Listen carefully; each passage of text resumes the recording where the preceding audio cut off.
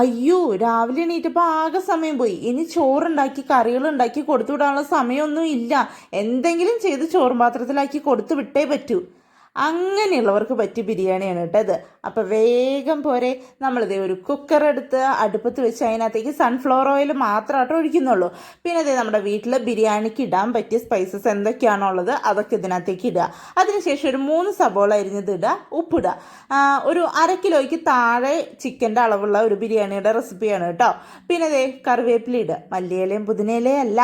പിന്നെ അപ്പോഴേക്കും നമുക്ക് ഇച്ചിരി മടിയൊക്കെ കയറി വരുമല്ലോ. അപ്പം നമ്മളൊരു 2 തക്കാളിയും ഇച്ചിരി ഇഞ്ചിയും ഇച്ചിരി വെളുത്തുള്ളി ഇച്ചിരി പച്ചമുളകും കൂടി എടുത്തിട്ട് എല്ലാം കൂടി ഒരുമിച്ചിട്ട് മിക്സിയിലങ്ങ് അടിച്ച് ഇതിനകത്തേക്ക് ഇടുക. എന്നിട്ട് അതിൻ്റെ ഒന്ന് പച്ചമണം മാറിക്കഴിയുമ്പോൾ ഇത്രയും പൊടി മാത്രമായിട്ട് നമ്മൾ എടുക്കുന്നുള്ളൂ. അതായത് മുളക് പൊടി, മഞ്ഞൾപ്പൊടി, ഗരം മസാല, ചിക്കൻ മസാല അതും ഇട്ട് അതിൻ്റെ പച്ചമണമൊക്കെ ഒന്ന് മാറിക്കഴിയുമ്പോൾ നിങ്ങളുടെ പുളിക്കനുസരിച്ച് തൈര് ഒഴിക്കുക. അതും ഞാൻ എല്ലാ റെസിപ്പിയിലും പറയാറുള്ള പോലെ എല്ലാം നിങ്ങളുടെ കണക്കാണ്. ഓക്കെ, അതും ഒന്ന് സോട്ടായി കഴിയുമ്പോൾ അതിനകത്തേക്ക് ഇതേ നമ്മുടെ ചിക്കൻ എടുത്ത് അങ്ങ് തട്ടുക. അതും ഒന്ന് ജസ്റ്റ് ഒന്ന് ഇളക്കി വെയിറ്റ് ഇടാണ്ട് സിമ്മിൽ വെച്ചിട്ട് ഒരു 5 മിനിറ്റ് വെക്കുക. അതിനുശേഷം നമ്മൾ 2 ഗ്ലാസ് അരിയാണ് അരമണിക്കൂർ വെള്ളത്തിൽ സോക്ക് ചെയ്ത് വെച്ചത്.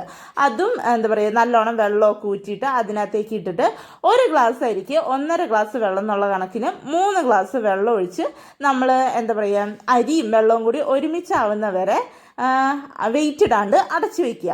അതിനുശേഷം വെയിറ്റ് ഇട്ടിട്ട് ഒരൊറ്റ ബിസിൽ ഹൈ ഫ്ലെയിമിൽ തുറക്കുമ്പോൾ കയ്യിൽ നിന്ന് പോയി എന്ന് തോന്നും. പക്ഷെ ചൂടാറി കഴിയുമ്പോൾ ഇതുപോലെ നല്ലോണം വിട്ട് വിട്ട് കിടക്കും.